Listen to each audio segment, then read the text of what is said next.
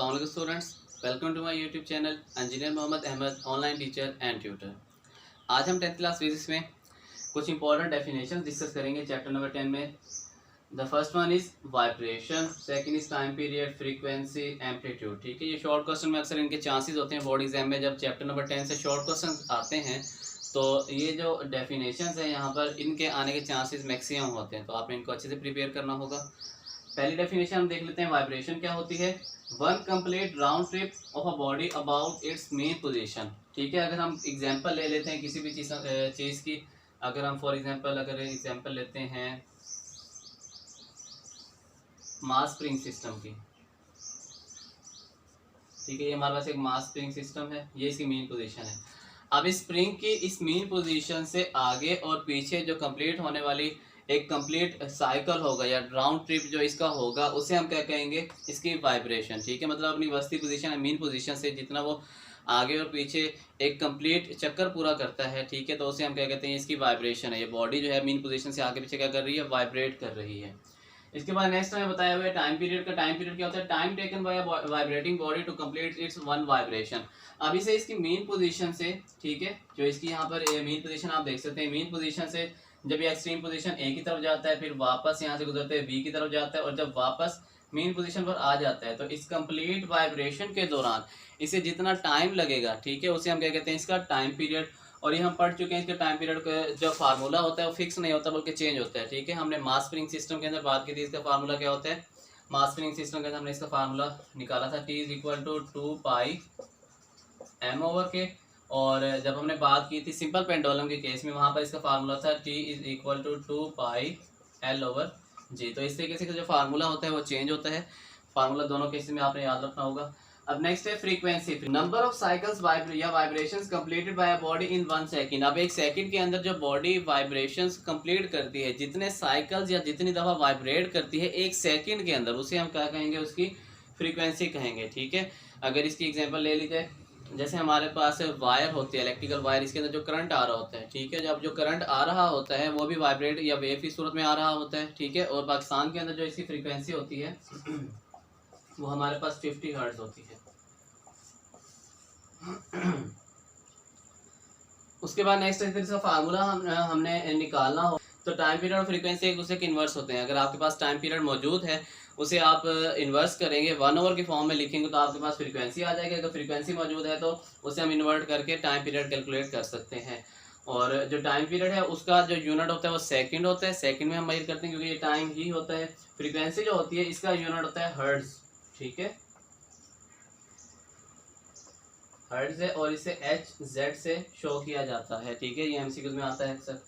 अब नेक्स्ट है amplitude. Amplitude क्या होता है, the maximum displacement of a vibrating body on either side from its main position. अब अपनी जो मेन पोजीशन है इस बॉडी की, उससे ये ज़्यादा से ज़्यादा जितनी दूर जा सकता है, ठीक है, मैक्सिमम जितना फासला ये डिस्प्लेसमेंट कवर कर सकता है, तो उसका जो मैक्सिमम डिस्प्लेसमेंट होता है उसे हम क्या कहते हैं कि ये इसका क्या होगा, एम्पलीट्यूड होगा। और एम्पलीट्यूड भी एक किस्म का डिस्प्लेसमेंट ही होता है, तो इसका जो यूनिट होता है वो हम मीटर में लेते होते हैं। ये भी इंपॉर्टेंट है एमसीक्यूज के लिए। अब इसके बाद नेक्स्ट हमारे पास एक और टॉपिक है डैम्प्ड ऑसिलेशन। ठीक है, ये वैसे शॉर्ट के लिए ही ज़्यादा इंपॉर्टेंट है, लॉन्ग में इसके चांसेस कम होते हैं आने के, लेकिन लॉन्ग में आ भी सकता है। अगर वो क्वेश्चन देना चाहे तो दे भी सकते हैं, बहुत ही इजी सा टॉपिक है, इसे समझ लेते हैं अभी।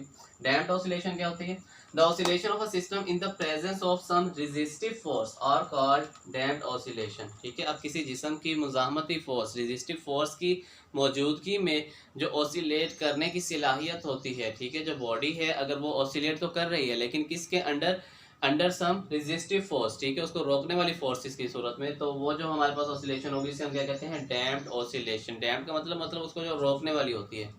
अगर इसकी एग्जांपल देखें, शॉक एब्जॉर्बर, जो हमारी बाइक्स होती हैं उसके अंदर जो शॉक्स लगी होती हैं, ठीक है, तो अक्सर जो जंप आता है, तो हमारी जो बाइक की एग्जांपल ले लें या कार की एग्जांपल ले लें, थोड़ा सा ना वो अप एंड डाउन होती है। ठीक है, लेकिन जो उसके जो शॉक होते हैं वो क्या करते हैं, आहिस्ता आहिस्ता आहिस्ता उसे कार हो या बाइक को स्टेबल कर देते हैं। ठीक है, तो असल में क्या करते हैं, वो उस जो हमारा एम्पलीट्यूड बढ़ रहा होता है उसको आहिस्ता आहिस्ता रेजिस्टिव फोर्स की वजह से कम करते करते बिल्कुल डाउन कर देते हैं। तो इस तरीके से जो उसकी ऑसिलेशंस होती है, वाइब्रेट करने की सलाहियत होती है, उसको कम कर देते हैं। इसकी अगर हम डायग्राम बनाकर एक्सप्लेनेशन करें, आप यहाँ पर देख सकते हैं, स्टार्ट में क्या होती है, एम्पलीट्यूड ज़्यादा होगा, फिर उसके बाद कम होते होते होते बिल्कुल क्या हो जाता है, जो इसका एम्पलीट्यूड होगा वो बिल्कुल डिक्रीज हो जाता है, ठीक है। तो इस तरीके से जो डैम्प्ड ऑसिलेशन होती है वो एम्पलीट्यूड को मिनिमाइज करने के लिए यूज़ होती हैं। अक्सर इसकी एक और एग्जांपल भी ये ली जाती है कि जो हमारे आर्मी फोर्सेस होती हैं, जब वो वॉक कर रही होते हैं किसी भी ब्रिज के ऊपर से, ठीक है, तो हमें पता है जो ब्रिज होता है वहाँ पर अगर वो मार्च कर रहे होते हैं, बिल्कुल उनके जो फुट स्टेप होते हैं वो बिल्कुल सेम, मतलब उनका एक कदम जब एक फौजी उठाता है तो दूसरा भी बिल्कुल वही उठाता है, जब वो एक डाउन करेगा तो दूसरा भी डाउन करेगा। तो इस तरीके से क्या हो सकता है, वहाँ पर वाइब्रेशंस पैदा हो सकती हैं उसके अंदर, ठीक है। तो वहाँ पर ये गाइडलाइन दी जाती है कि जब भी आपने किसी ब्रिज से गुजरना है तो वहाँ पे आपने इस रूल को फॉलो नहीं करना, आप सबने सेपरेट ही मतलब वहाँ पर वॉक करनी है, क्योंकि अगर आप बिल्कुल एग्जैक्ट सेम मेथड में वॉक करेंगे तो वहाँ पे एम्पलीट्यूड बढ़ सकता है और जो ब्रिज है उसके डैमेज होने के चांसेस बढ़ जाते हैं। तो ये हमारे पास छोटा सा टॉपिक था डैम्प्ड ऑसिलेशन। अब इसके बाद नेक्स्ट हम एक और लॉन्ग क्वेश्चन उसको डिस्कस कर लेते हैं। अब नेक्स्ट हमारे पास एक इम्पॉर्टेंट लॉन्ग क्वेश्चन है, आपसे पूछा जा सकता है define wave and also right a note on its types, ठीक है। वेव की डेफिनेशन लिखें और उसके जो एग्जाम है उन पर नोट लिखें, या फिर शॉर्ट क्वेश्चन में अलग अलग आपसे पूछा जा सकता है कि डिफाइन वेव मोशन। यहाँ पर एक चीज़ आपने समझनी है, स्टूडेंट्स अक्सर कंफ्यूज हो जाते हैं, अगर वो आपसे पूछता है डिफाइन वेव मोशन या जस्ट वो आपसे पूछता है डिफाइन वेव, दोनों ही एक ही चीज़ है के नाम है, तो आपने वेव मोशन और वेव से कंफ्यूज नहीं होना। अगर आपसे वो वेव मोशन के बारे में पूछता है या वेव के बारे में पूछता है तो आपने डेफिनेशन यही लिखनी होगी। और उसके बाद मैकेनिकल वेव्स और टाइप्स इसकी जो है, उसके अंदर मैकेनिकल वेव और इलेक्ट्रोमैग्नेटिक वेव इसकी दो टाइप्स हैं, वो अलग से भी आपसे पूछी जा सकती हैं। तो सबसे पहले हम देख लेते हैं वेव मोशन है क्या। A wave is a disturbance in a medium which causes the particles of a medium to undergo vibratory motion about its mean position। अब ये जो हमारे पास वेव मोशन है, ये क्या होती है, ये इस तरह की एक डिस्टर्बेंस होती है मीडियम के अंदर, जिसकी वजह से उस मीडियम के जो पार्टिकल्स होते हैं वो अपनी मीन पोजीशन से आगे पीछे या ऊपर नीचे मूव करना शुरू कर देते हैं, मतलब यही वो डिस्टर्बेंस है। अब जैसे हमें पता है कि हमारे पास एक ड्रम है, ठीक है, ड्रम पे जब उसको बीट किया जाता है तो क्या होता है, उसके जो मीडियम होता है उसके जो पार्टिकल्स होते हैं, ठीक है, उन पे वाइब्रेशन स्टार्ट हो जाती है, जिसकी वजह से वो अपनी मीन पोजीशन से ऊपर नीचे या आगे पीछे हरकत करना शुरू कर देते हैं। तो इस तरीके से जो वेव मोशन होती है क्या है, वेव एक ऐसी डिस्टर्बेंस है जिसकी वजह से जो पार्टिकल्स है अपनी वेव मीन पोजीशन से आगे पीछे हरकत करना शुरू कर देते हैं। अगर इसी एग्जाम्पल डायग्राम की मदद से हम बनाएं कि मैं कहता हूँ मेरे पास एक ये वेव है, अब ये देख लें वेव अगर ट्रैवल कर रही है तो हम इसके अंदर ये भी कह सकते हैं कि अब ये जो वेव है पार्टिकल से मिलकर बनी होगी, छोटे छोटे पार्टिकल से। ये मैं कह देता हूँ कि इस तरीके से मूव कर रही है। लेट अस सपोज के जो इसकी मीन पोजीशन है यहाँ पर है सेंटर में, ठीक है। अब जैसे ही डिस्टर्बेंस पैदा हुई तो डिस्टर्बेंस की वजह से आप देख सकते हैं इसके जो पार्टिकल्स हैं अपनी मीन पोजीशन से आगे पीछे क्या हो रहे हैं, वाइब्रेट करना शुरू हो गए हैं, ठीक है। तो इस तरीके से जो हमारी वेव होती है एक ऐसी डिस्टर्बेंस होती है मीडियम के अंदर जिसकी वजह से जो पार्टिकल्स होते हैं दैट अंडरगो वाइब्रेशन। अब उसके बाद नेक्स्ट है टाइप्स ऑफ वेव, ठीक है। जो वेव है इसके एग्जाम के नाम लिखें या इसके एग्जाम पर नोट लिखें कौन कौन सी इसकी टाइप्स हैं। The first one is mechanical wave and second is electromagnetic wave. एक मैकेनिकल वेव होती है और दूसरी होती है इलेक्ट्रोमैग्नेटिक वेव। अब देख लेते हैं मैकेनिकल वेव्स क्या होती हैं। Waves which require any medium for their propagation. अब ऐसी तमाम वेव्स जिनको गुजरने के लिए किसी मीडियम की ज़रूरत हो, मतलब ऐसी वेव जो कि बगैर किसी मीडियम के ट्रांसफ़र ना हो सके, उन्हें हम क्या कहते हैं, मैकेनिकल वेव्स, ठीक है। अगर इसी एग्जांपल ली जाए water waves and sound waves. अब जैसे हमें पता है कि जो साउंड वेव्स होती हैं जब हम बोलते हैं तो हमारी जो आवाज़ है वो लहरों की सूरत में ट्रैवल करती है, ठीक है।